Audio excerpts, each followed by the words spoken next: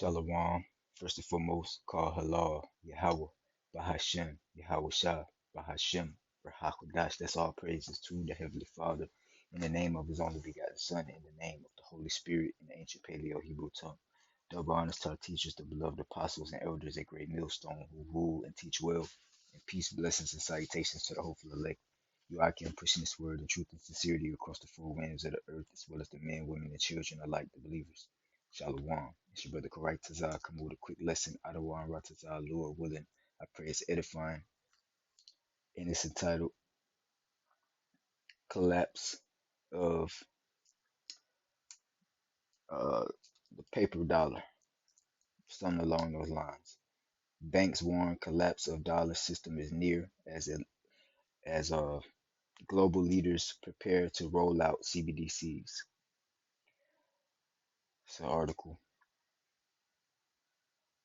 It says several top banks in America have warned that the imminent collapse of the US dollar will make way for the creation of a CBDC system that will allow the global leaders to track and control what Americans purchase.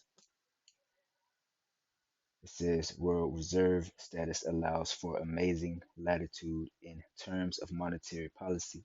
The Federal Reserve understands that there is constant demand for dollars overseas as a means to more easily import and export goods. The dollar's petro status also makes it essential for trading oil globally.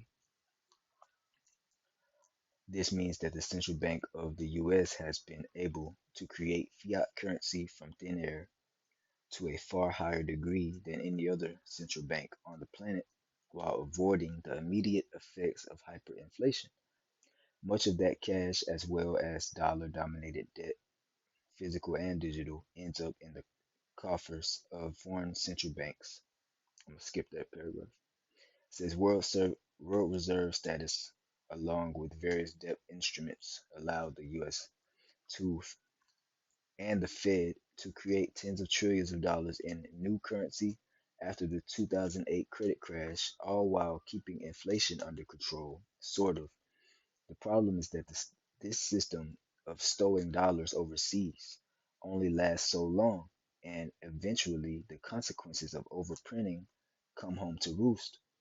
The Bretton Woods Agreement of 1944 established the framework for the rise of the US dollar, and while the benefits are obvious, especially for the banks, there are numerous costs involved. Think of World Reserve status as a deal with the devil. You get the fame, you get the fortune, you get the hot girlfriend and the sweet car, but one day the devil is coming to collect, and when he does, he's going to take everything, including your soul. Unfortunately, I suspect the time is coming soon for the US, and it may be in the form of a brand new Bretton Woods like system that removes the dollar as world reserve and replaces it with a new digital basket structure. The global banks are essentially admitting to the plan for a complete overhaul of the dollar-based financial world and the creation of a CBDC centric system built on unified ledgers. Right now, let's get some precepts. Habakkuk chapter 2, right? As you know, it's saying in the article, the imminent crash of this paper dollar is imminent. Habakkuk chapter 2, verse 1. I will stand upon my watch and set me upon the tower out and will watch to see what he will say unto me, and what I shall answer when I am reproved, corrected.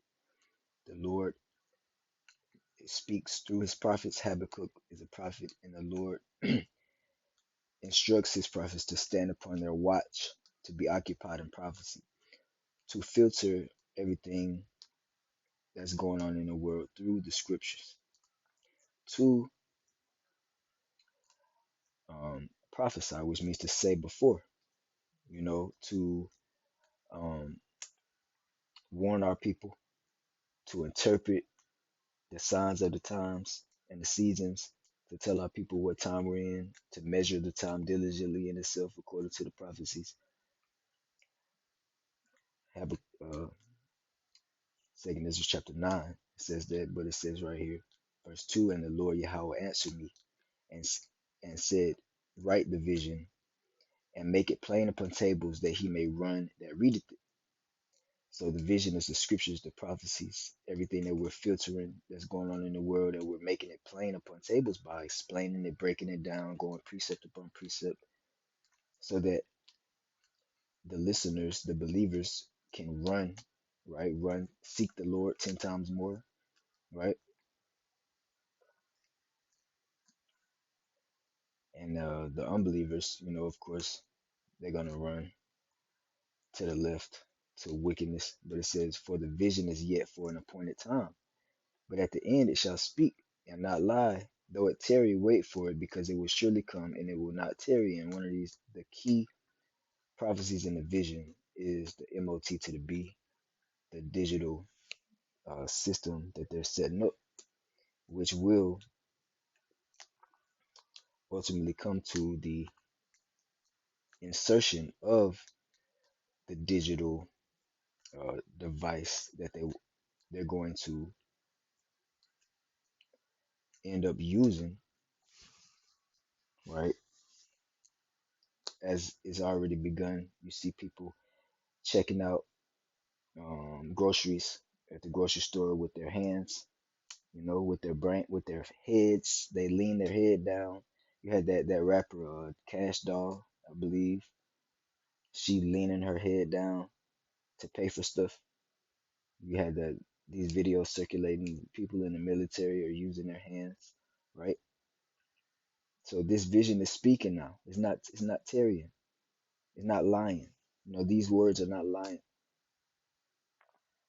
But two-thirds of our people and the heathen, well, two-thirds of our people think that this is a joke, that it's a lie. But everything has a time. There's a time for everything, as the scriptures say. Ecclesiastes chapter 3, verse 4, right here. Habakkuk 2, verse 4. Behold, his soul which is lifted up is not upright in him, but the just shall live by his faith. And his soul which is not lifted upright in him is Esau, Edom, the so-called white man, who are the global leaders, right? Who are the ones that control these central banks, right? And they are the ones who are proud, and they are trying to bring this agenda to pass, to bring this digital system in, to be able to, as it said in the article, track, and control the purchases of the people, and not only the purchases but everything that the people do, right? Because his soul is not lifted up upright in him. He is wicked. He's against and upside down, according and adverse to all the ways, the righteous ways of the Lord. But the just shall live by his faith. The faith cometh by hearing these words and understanding them. It says, verse 5, yea, also because he transgresseth by wine, he is a proud man, neither keepeth at home. It says, who enlargeth his desire as hell, right? He transgresseth by wine, the philosophies, his ideologies. Let's get real quick a precept. Mm, bear with me. Babakosha.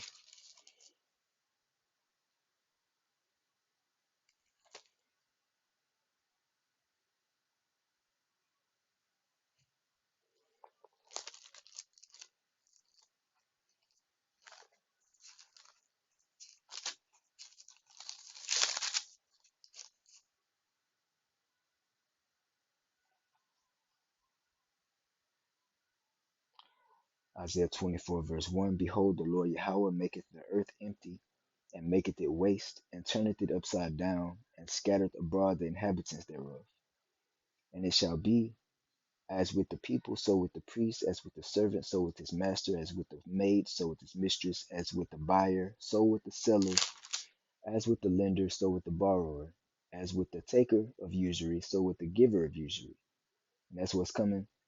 Or everybody's going to be on the same level playing field. There will be no more middle class. There will only be the rich and the poor. It says the land in this place is turned upside down because these people have transgressed the laws of the Lord. So the Lord is coming to, as it says right here, verse 3, the land shall be utterly emptied and utterly spoiled, for the Lord Yahweh hath spoken this word. You see, I'm gonna jump to verse 5. The earth also is defiled under the inhabitants thereof, because they have transgressed the laws, changed the ordinance, broken the everlasting covenant. Okay. Therefore hath the curse devoured the earth, and they that dwell therein are desolate. Therefore the inhabitants of the earth are burned, and few men left. The third world's war, when we go back to Habakkuk chapter 2, is what's coming eventually because of this devil's wickedness and his transgression. It's all going to catch up to him. It says back in Habakkuk chapter 2, verse 5, yea, also because he transgresseth by wine, he is a proud man. You know, the eagle, the proudest eagle that flies the highest is this devil's mascot. It's his representation. You know, it says neither keep it at home, right? He doesn't keep at home. He's got, in fact, let me go back to that paragraph that I skipped real quick, just to get this precept.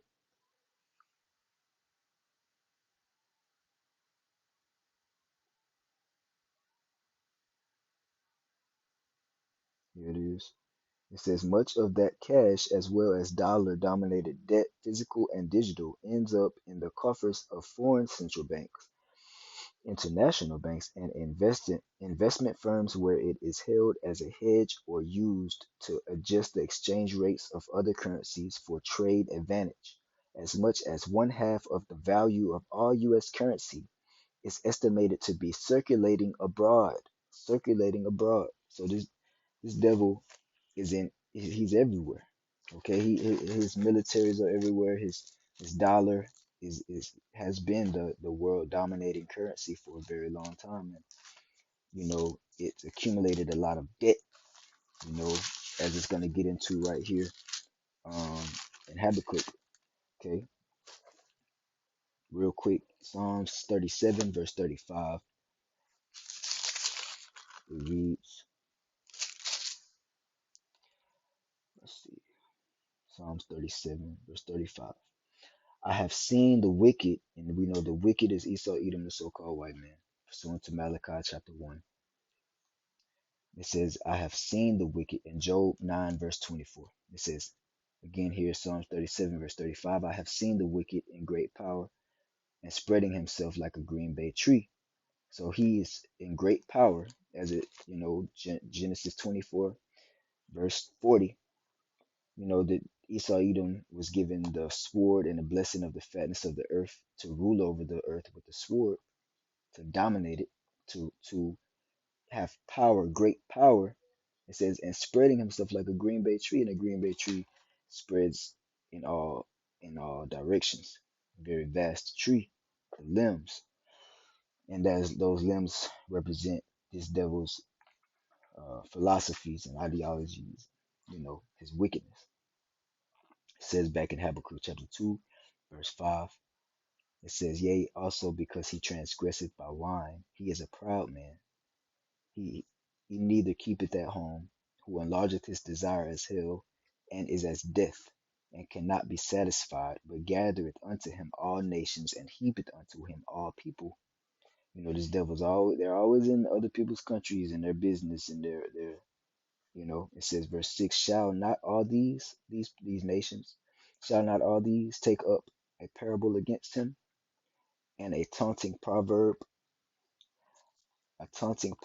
against him, and say, woe to him that increaseth that which is not his? How long? And to him that ladeth himself with thick clay, right? It's not his.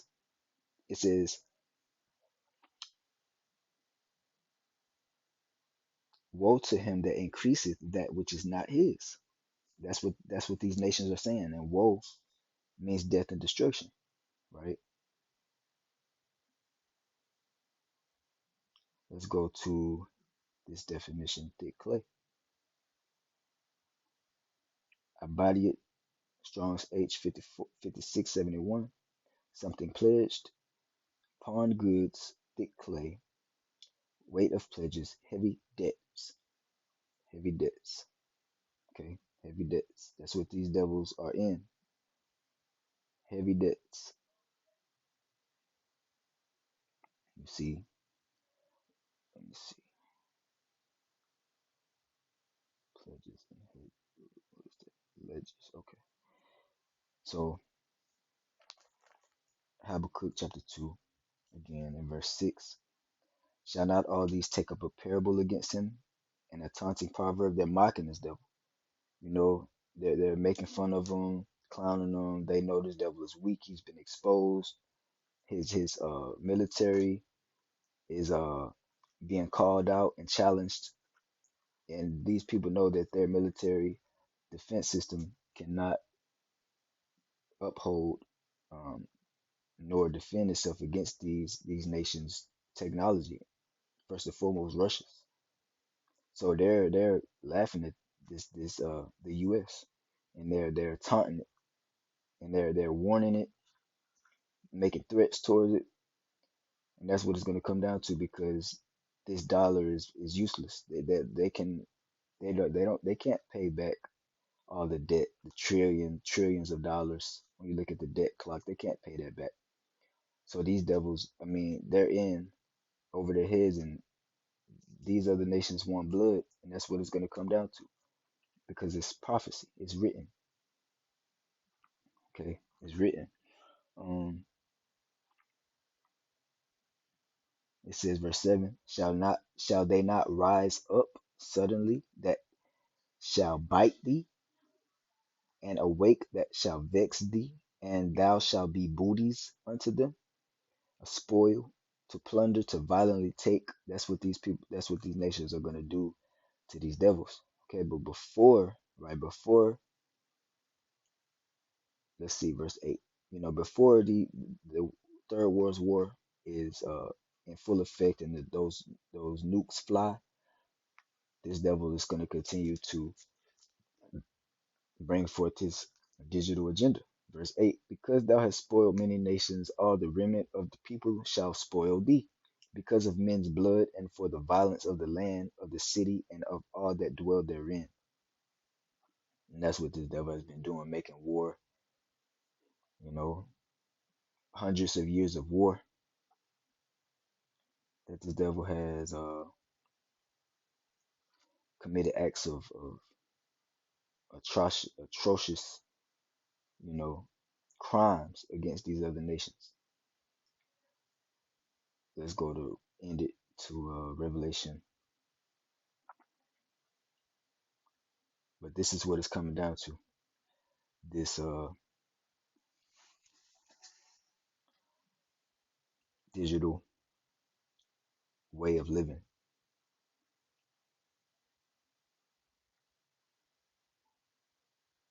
Okay, Revelation 13, verse 15. And he had power to give life unto the image of the beast. And again, the image is this digital system. Not only that, but this whole way of living upon the Western hemisphere, the ideologies, philosophies, the Roman numerals, the all of the teachings and educations of this place. It says he had power to give life unto the image of the beast. That power, you know, it says that the image of the beast should both speak and cause that as many as would not worship the image of the beast should be killed. So whoever don't get down with the, you know, this way of doing things, whoever does not um, consent to them will be punished and killed. It says, and he causeth all, both small and great, rich and poor, free and bond, to receive a mark in their right hand or in their foreheads. And that's what we see today. So this image is speaking all, great and small, rich and poor, free and jail, don't matter. Everybody is going to have to get it. It says, and that no man might buy or sell, save he that had the mark or the name of the beast or the number of his name. And that's this digital system. When you go, it says verse 18, here is wisdom. Let him that hath understanding count the number of the beast, for it is the number of a man, and his number is 603 score and six. And that's the digital barcodes upon, that is the blood of this beast system that's connecting everything digitally. Okay, now let's end it here. Revelation chapter 3. And you can also read Second Ezra chapter 16. It goes into, at the end, it goes into this system, these devils coming down with this system. And our people that consent to it are going to be trodden underfoot and melted in that lake of fire from uh, those nukes from these other nations, 900 million warheads, pursuant to Revelation chapter 9. They're going to fly, and when they fly, they're going to cover the sky, right? And everybody that's taking a piece of the devil's pie, which is this C to the hip, this digital device that they're going to insert, right?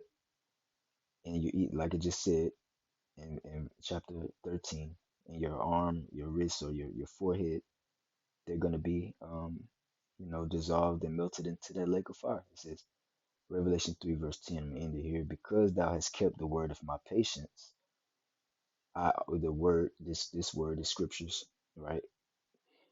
We keep this word to the best of our ability. We cannot keep the law perfectly, but what we can keep, we do to the best of our ability. It says, because thou hast kept the word of my patience, I also will keep thee. We don't deal with emotion.